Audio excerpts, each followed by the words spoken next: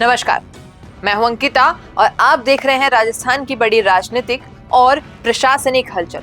दोस्तों, क्या आपने कभी सोचा है कि जिस लैब पर अपराधों की गुत्थी सुलझाने की जिम्मेदारी हो, वहां एक खुद बहुत बड़ा आर्थिक अपराध पनप रहा हो। राजस्थान के राज्य विधि विज्ञान प्रयोगशाला FSL से एक ऐसी खबर सामने आई है जिससे सरकार से लेकर आम जनता तक सबको चौंका दिया है।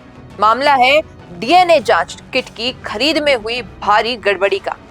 एक ऐसी गड़बड़ी जिसमें सरकार को हर साल 7 करोड़ रुपए की चपत लग रही थी। और आज की विशेष रिपोर्ट में हम एक पर्दाफाश करेंगे कि कैसे नियमों को ताक पर रखकर चहेती कंपनियों को फायदा पहुंचाया गया। दरअसल हाल ही की एक रिपोर्ट में खुलासे के बाद भजनलाल शर्मा की सरकार ने एक बड़ी सर्जरी की है।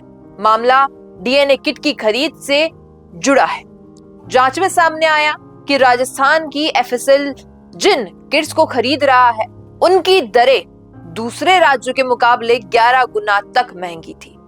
हैरानी की बात यह थी कि ये टेंडर की शर्तें इस तरह से तैयार की गई कि केवल खास अमेरिकी कंपनियां थर्मो फिशर और प्रोमेगा ही इसमें शामिल हो सके, यानी कि कंपटीशन को पूरी तरह खत्म कर दिया गया। जब दूसरे राज्यों में ये किट बहुत कम दामों पर मिल रही थी, तो राजस्थान में इतनी महंगी खरीद क्यों हो रही थी? इसी सवाल ने डायरेक्टर अजय शर्मा समेत कई बड़े अधिकारियों को कटघरे में खड़ा कर दिया। फिर क्या था? सरकार ने इस मामले को गंभीरता से लेते हुए डायरेक्टर डॉक्टर अजय शर्मा को और 4 बड़े अधिकारियों को तत्काल प्रभाव से APO यानी कि अवेटिंग पोस्टिंग ऑर्डर्स कर दिया। इन नामों को नोट कर लीजिए क्योंकि ये विभाग के सबसे रसूखदार चेहरे थे। नाम बताने वाली हूं मैं आपको। जी हाँ, दरअसल देखिए, सबसे पहला नाम तो डॉक्टर अजय शर्मा का ही है, जो कि FSL के डायरेक्टर हैं।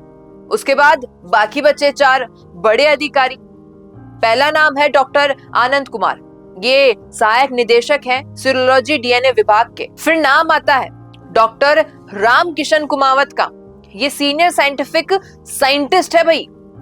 और फिर नाम आता है डॉक्टर भावना पूनिया, ये भी सहायक निदेशक हैं सीरोलॉजी की। और एक और जो हम बात कर ले इस पर कि इन चारों को अब गृह विभाग में अपनी उपस्थिति देनी होगी। इनकी जगह अब डॉक्टर RK मिश्रा को भरतपुर से बुलाकर जयपुर FSL का नया निदेशक बनाया गया है। अब बात करते हैं उस 7 करोड़ के गणित की। अखबार की रिपोर्ट के अनुसार 7 अगस्त 2025 को ही इस गड़बड़ी का अंदेशा जता दिया गया था।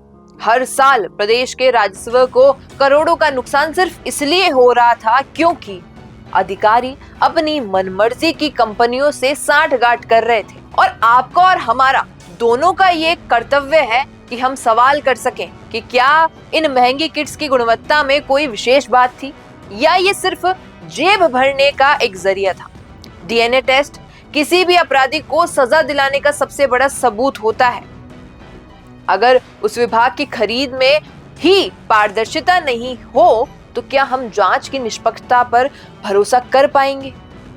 राजस्थान की जो वर्तमान सरकार है यानी भजनलाल सरकार है, वो भ्रष्टाचार पर 0 टॉलरेंस की बात करती है।